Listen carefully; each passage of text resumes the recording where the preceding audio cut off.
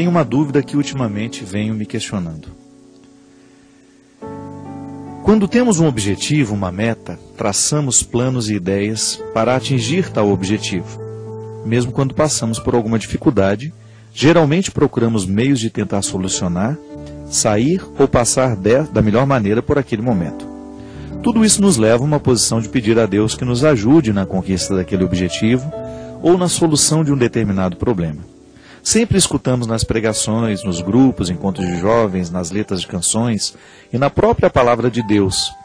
Deus é Pai, Deus é misericordioso, tão bondoso, que te dá a liberdade de pedir. Pedir em suas orações o que deseja, o que necessita. Pedir, recebereis, está escrito na Bíblia. Coloca tuas mãos em posição de receber para que Deus lhe entregue bênçãos, graças.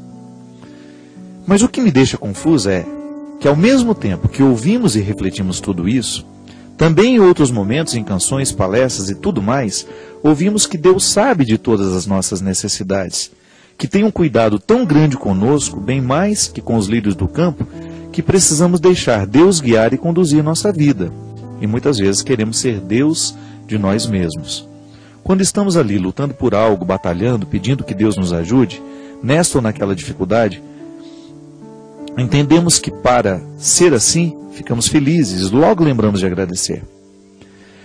Mas quando começa a ter pedras no caminho, dificuldades para se atingir aquele objetivo, devemos entender que aquilo não é para ser do jeito que queremos?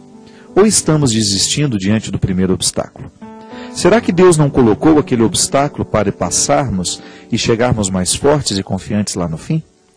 Se desistimos logo no início, pois pensamos que Deus não quer daquele jeito, não estamos sendo fracos diante de um primeiro obstáculo?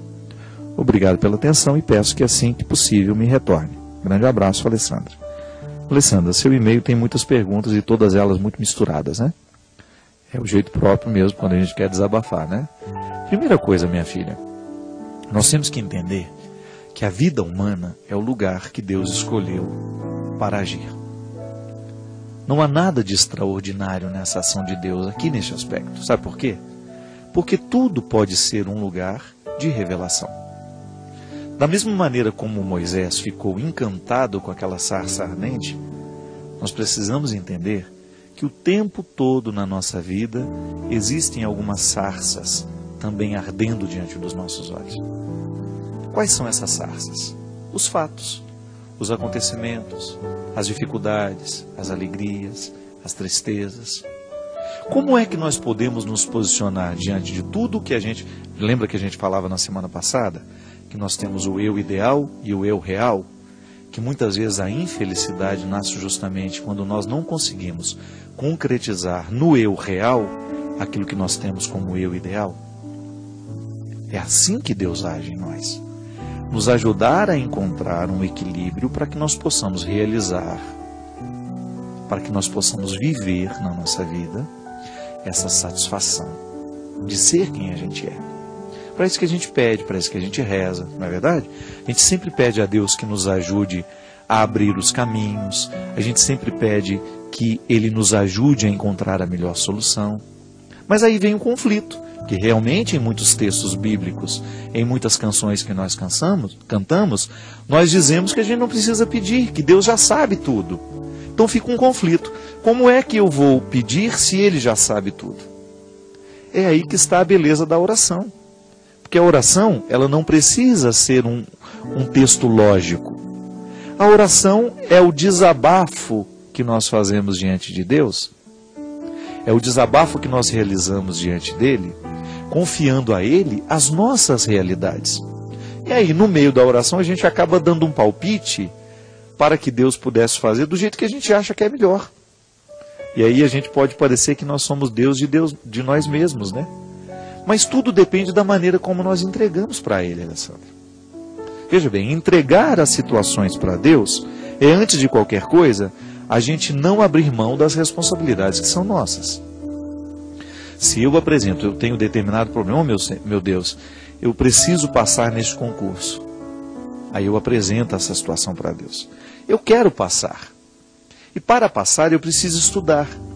Então eu faço a minha parte. Tenho a minha vontade e tenho o meu empenho ajudando essa vontade a ser concretizada.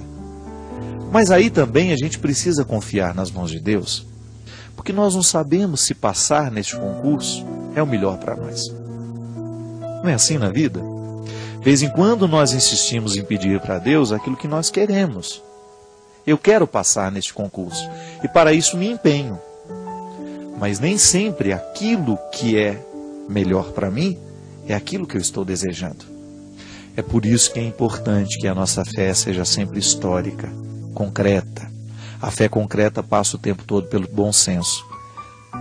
Antes de pedir a Deus, eu preciso filtrar o meu pedido. Será que aquilo que eu estou pedindo a Deus fere as regras do bom senso? Esse é um bom discernimento. Antes de pedir a Deus, converse com você mesmo. Quanto mais você... Isso é estado de oração também, viu? A oração não é só uma conversa com Deus. A oração é também uma conversa íntima que você realiza com você. O que é o exame de consciência? Uma conversa que você estabelece com você mesmo. Começa a pensar lá no que você fez de errado, no que poderia ter sido diferente, não é? E aí você pede perdão a Deus, mas precisou antes passar pela conversa sua com você. É muito interessante isso. E às vezes nós pedimos a Deus aquilo que a gente ainda não mastigou, aquilo que a gente ainda não refletiu, aquilo que a gente ainda não sabe se verdadeiramente é o melhor passo para a nossa vida. Minha filha, as dificuldades, os obstáculos, você pode até dizer que Deus que colocou. Você pode dizer, os obstáculos da vida fazem parte do processo. Tudo na vida está diretamente ligado a Deus. Nós acreditamos assim. Mas os obstáculos são processos naturais da vida, da existência. Nós somos precários. A vida tem precariedades. E os obstáculos fazem parte dessa precariedade.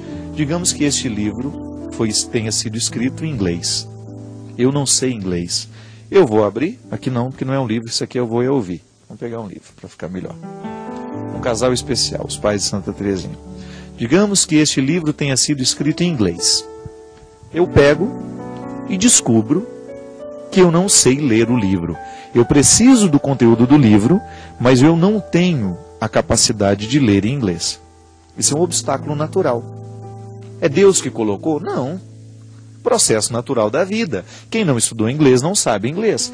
Se eu quiser mergulhar no conteúdo do livro, eu terei que fazer um curso de inglês. Então está aqui. Eu identifico naquela minha dificuldade, naquele meu obstáculo, uma atitude que pode me ajudar a superar o obstáculo. Não adianta nada eu ficar rezando, pedindo a Deus que me ajude a ler esse livro, se eu não faço o meu estudo do inglês. Não é assim? Então veja bem, a ação de Deus na vida humana sempre vai pedir uma resposta. Deus me abençoa, Deus me deu inteligência, Deus me deu capacidades, mas eu tenho minhas precariedades. Sou preguiçoso muitas vezes, não tenho ânimo de pegar aquele livro, de ir até o final. Você sabe disso. Eu não estou falando de uma coisa que você não experimenta.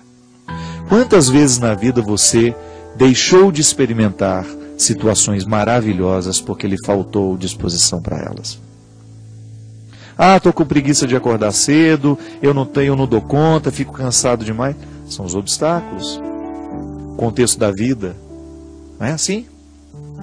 Mas aí, a partir do momento que você tem uma meta, você se sente abençoado por Deus, porque a vida é uma bênção. Só de estar aqui, de ter a oportunidade de fazer esse programa, isso para mim já é uma bênção. Eu estou com saúde, eu estou sem nenhuma dor, eu estou com disposição, eu estou feliz. Tudo isso é bênção. Aí eu venho, faço o programa de direção espiritual, me encontro com você. Pode ser que você esteja um pouco desanimado, mas aí assistindo o programa você fica um pouco mais feliz, um pouco mais animado, escuta alguma coisa que eu disse aqui, que de repente lhe motiva, e aquele obstáculo que antes você tinha, parece que foi eliminado, porque alguma coisa mudou dentro de você nessa sua disposição. É assim na vida, Alessandra. O obstáculo ele sempre vai existir para que nós possamos crescer. Se eu descubro que eu não sei inglês, aceito o obstáculo como um desafio e não como uma pedra de tropeço, eu vou me utilizar daquele obstáculo para poder ir além.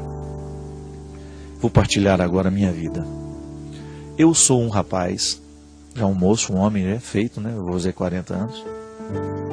Eu sou um rapaz que nasceu no interior de Minas Gerais, numa cidade chamada Formiga, uma cidade que eu amo muito. Minhas raízes estão todas lá. Nasci na beira do rio Mata Cavalo, perto do rio Formiga, que é o encontro dos dois rios. Uma região extremamente simples, sem muitas oportunidades. E quais foram os primeiros obstáculos que eu enfrentei na minha vida? São obstáculos naturais de uma pessoa que nasce naquele lugar. Aí eu olho para os meus vizinhos lá, para muita gente que conseguiu superar os obstáculos do contexto, que foram além, que superaram. Não é que deixam de amar o lugar, não. É que sabem partir de um jeito certo. Porque quem sabe partir de um jeito certo, reconhecerá sempre o lugar de onde saiu. Eu não sei o que teria acontecido comigo se eu não tivesse enfrentado os meus desafios, os meus obstáculos. É natural que eu não tivesse estudado, é natural que eu não tivesse descoberto o sabor da literatura, mas desde pequenininho eu era teimoso. A vida era muito contrária a mim, eu não estou reclamando não, estou apenas partilhando. Tive muita dificuldade na vida, muita mesmo, muitas restrições, de todas as que você puder imaginar. Só que, graças a Deus, Deus me deu o dom de sonhar. Me deu uma natureza melancólica, criativa, e me ajudou a sonhar. Só que aí o que eu fiz com o sonho que Deus deixou em mim? Eu quis vencer os obstáculos que eu tinha.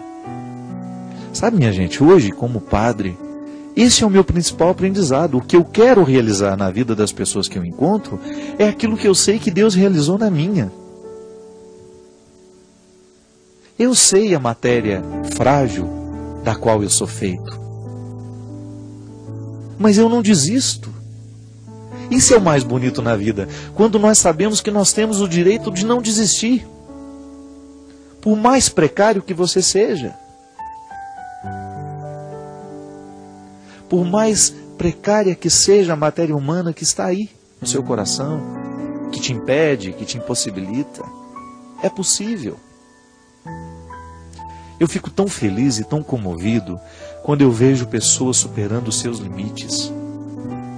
Como aquela história da mulher que eu contei na semana passada, que não tem o dinheiro para comprar os livros, e ela vai todos os dias na livraria e aos poucos ela vai lendo o livro que ela quer. Só que ela precisa vencer o obstáculo de sair de casa, de ir até a livraria, de passar pela vergonha de estar ali todos os dias. É assim. O obstáculo, ele tem que ser um objetivo para a gente vencer. Para a gente ir além. E você sabe que eu estou vivendo um tempo da minha vida muito interessante. Quanto mais eu viajo, quanto mais eu conheço o mundo, quanto mais eu conheço pessoas, quanto mais eu recebo pelo o reconhecimento do próprio trabalho que eu faço hoje como evangelizador, mais saudade eu sinto da minha terra. Eu estou vivendo uma fase da vida que eu estou tendo saudade dos meus antigos, sabe?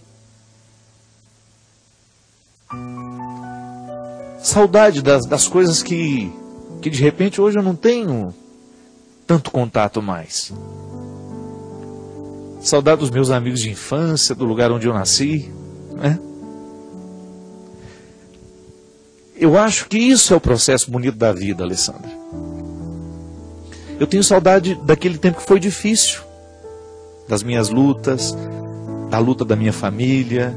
Hoje eu fico feliz quando eu encontro os meus sobrinhos, os meus irmãos, percebendo que eles estão melhores, que eles estão se superando, não é? Porque aqueles obstáculos que são próprios da minha história, da sua história, eles não podem nos destruir.